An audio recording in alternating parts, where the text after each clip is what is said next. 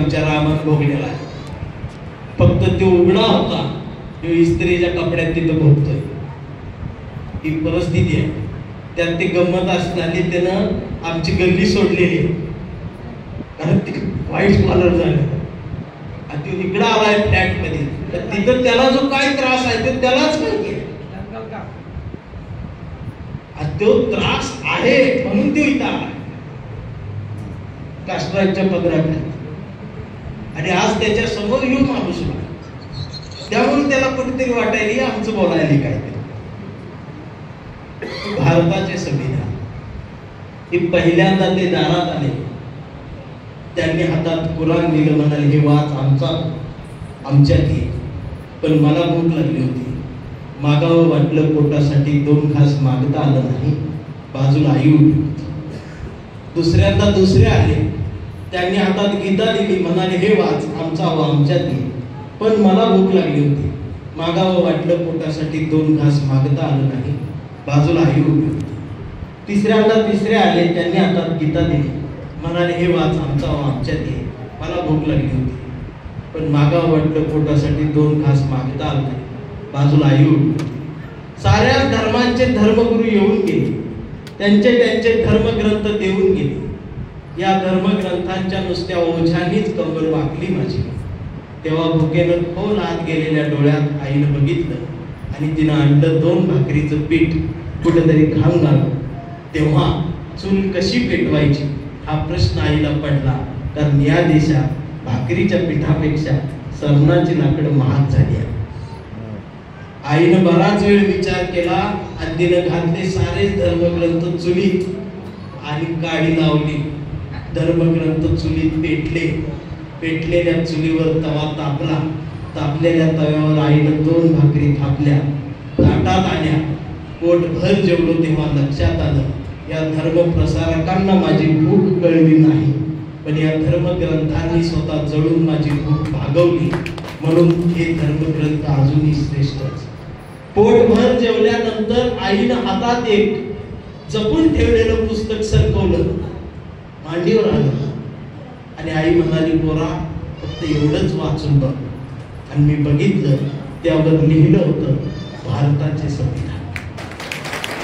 पण मला प्रश्न पडला, आई अडाणी, तिला लिहिता वाचता येत नाही, तिनं हे चुलीत का नाही घातलं, त्याला काडी का नाही लावली. मी विचारलं आईला, म्हटलं आई तुला लिहिता वाचता येत नाही, तू सगळे धर्मग्रंथ चुलीत घातले आणि हेच का जपून ठेवलं, हे चुलीत का नाही घातलं. तेव्हा आई म्हणाली, काही नाही पोरा, कारण हे मी चुलीत घालून बघितलं, पण पोरा त्याला आग लागली. बहुत बढिया, बहुत बढिया. हे जे आहे ताकद ठणकावून आम्ही जे सांगत आलो, मागच्या 2 वर्षापूर्वी सगळ्यांचे चेहरे असे खुलले, असे आकडले, जसा लोकसभेचा निकाल लागला पुन्हा खुलले. मी सांगते, मी माकडांना बघून घाबरत बसू नका. इथं नाही सत्ता येऊ दे, जाऊ दे, फक्त मोठ्या आवडून तयार राहा. आंबेडकर इथं आहे, तो देशात नाही पूर्ण जगात आहे. तो विचार तुमच्या आमच्यातला जिवंत ठेवा, तो मरू देऊ नका. या चळवळीला जो विचार असतो, असा एक कार्यकर्ता असतो प्रत्येक गावात, की ज्याच्यामुळे ही मानवतेची चळवळ जिवंत असते. ती कविता आहे आमचा कांबळे. आता कविता व्यवस्थित ऐकायची, एन्जॉय करायची. आता हा कांबळे कोण आहे? हा कांबळे म्हणजे फुले शाहू आंबेडकर वाचलेला कांबळे. एक लक्षात घ्या, फुले शाहू आंबेडकर ही अशी भूत आहेत ज्याच्या डोक्यात घुसतात आणि ती घरात येतात की घराची राखच होती.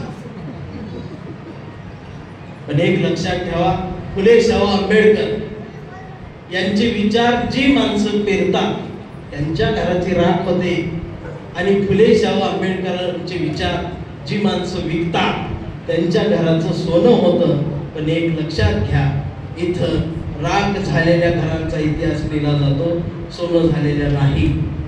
म्हणूनच इथं किती मोठे कुणी झाले तरी सूरपेटी जी वादळात झिजली वाजली, त्या वामनदादा कर्डकांचा सन्मान आजपर्यंत कुणी सुद्धा हिरावून घेत नाही.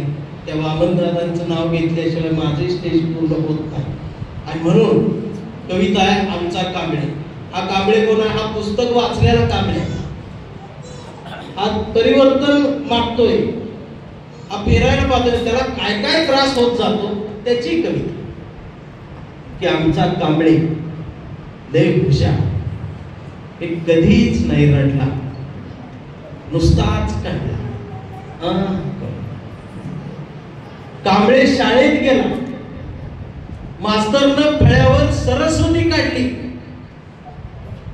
कांबळे शिकले त्या डीएन मध्ये.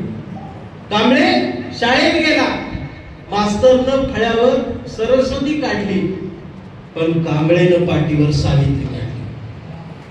म्हणून मास्तरनं कांबळेला असा तुडवला, असा तुडवला, असा तुडवला, पण कांबळे बी हुशार, नाही रडला, नुसताच काढला. कांबळे वयात आला, कांबळे मिशीत आला, कांबळे मिशीत आला, कांबळे गुलाबी झाला आणि कांबळे प्रेमात पडला. तिनं विचारली त्याची जात.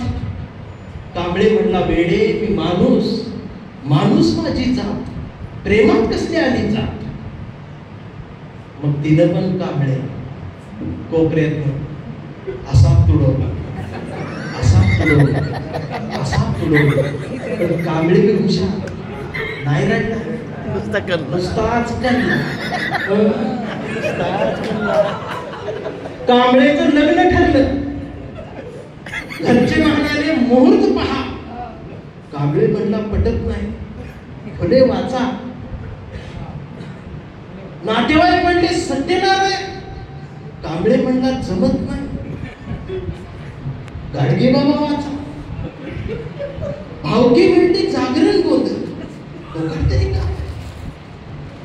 कांबळे म्हणला गाडगे बाबा वाचा.